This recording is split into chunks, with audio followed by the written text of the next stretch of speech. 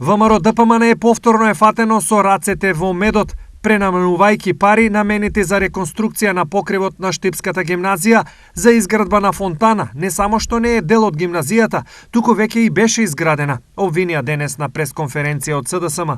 Речиси 2 милиони денари, пари на граѓаните, залудно се потрошени за изградба на, замислете, фонтана на местото на веќе постоечка фонтана. Ја прашуваме веде директорката на гимназијата и училишниот одбор, како тоа врши пренамена на средства предвидени за реконструкција на кровот на гимназијата во изградба на фонтана, која патем не е во дворот, ниту во катастарска парцела на самата гимназија.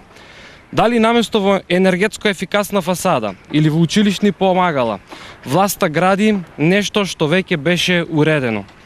Дали повторно ВМРО-вските челници прават обид да бркнат со раците во медот, злоупотребувајќи ги народните пари и задоволувајќи нечии бизнис интереси.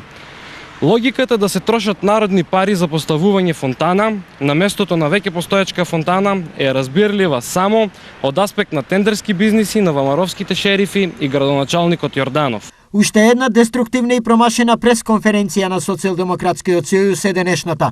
Возврати градоначалникот Јорданов. Со деструктивни и со манипулативни пресконференции очекувам да продолжат и во понатамошниот период. Се додека прават деструктивни пресконференции, ние ќе промовираме проекти.